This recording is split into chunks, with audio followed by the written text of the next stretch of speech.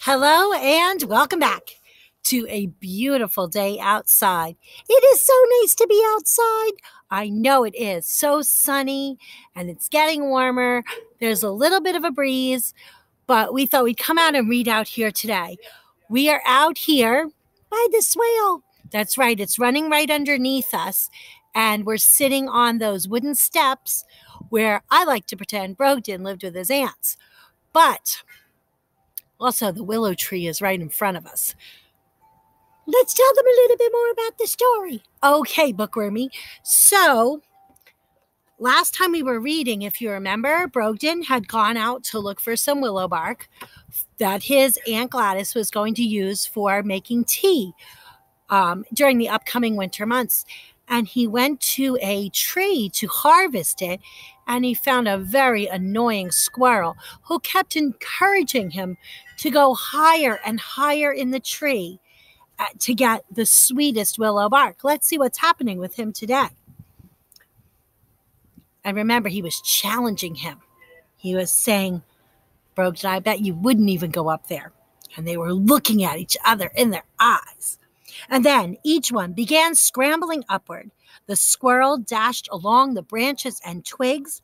He leaped in chaotic random patterns, landing in a shipshod manner, barely pausing to steady himself before jumping again. Brogden swung his hooks around and around like a windmill, always keeping the squirrel in the corner of his eye. Brogden could picture how distressed his aunts would be if they knew how high up he was.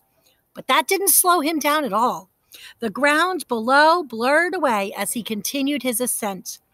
The basket banged against him as he scrambled, and at last there were only 4 branches left. Then 3, then 2. And as Brogden grabbed hold of the top one, he muttered a few words that his aunts would certainly frown upon. The squirrel had beaten him and was sitting calmly up above him with nothing but sky. The squirrel chuckled as Brogden pulled himself up. Well done, laughed the squirrel. The wind was stronger up here, and the branch swung crazily from side to side.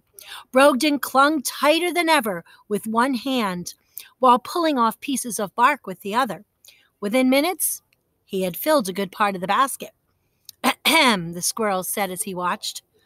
What now? Asked Brogden, pulling more bark from the branch.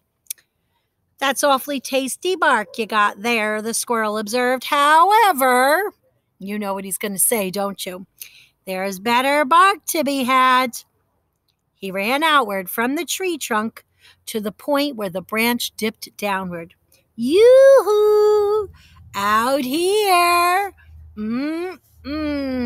This is the best bark of all.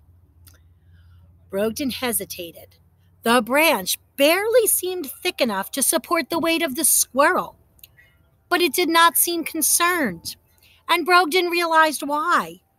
If the branch snapped or gave way, the nimble, bushy-tailed pest would just hop to a lower one. Squirrels are really good at doing that.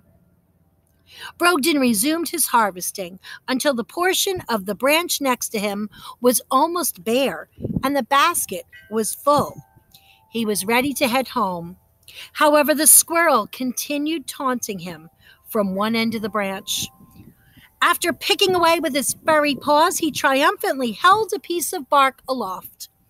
Oh, heavenly, the squirrel said, nibbling at it and licking his lips. I've got all I need, Brogden retorted. My aunts are expecting me. He turned his back on the squirrel, shouldered the basket, and prepared to descend. The animal's next reply was so soft. It was barely a rustle in the wind. In fact, Brogden thought it was the wind until the squirrel repeated it. Coward. Brogden whirled around and scrambled furiously outward toward his tormentor. He balanced on the thinning branch like a tightrope walker, advancing to where the animal sat, chewing in a terribly obnoxious way. If you remember when we were reading yesterday, every time that squirrel was talking, all those pieces of food were flying from his mouth. It was so gross. Beneath his feet, Brogden could feel the branch beginning to bend, but he reassured himself that he would know how far out he could safely go. See, he wants to go to the end of the branch, but he doesn't want to fall. The moment Brogden bent down and plucked off a fragment of bark, he grudgingly conceded that the squirrel was correct. The outermost bark gave off a divine aroma. I'm sitting underneath the willow tree right now. He chewed and savored it. Delicious, he thought, as a small but very satisfied smile appeared on his lips.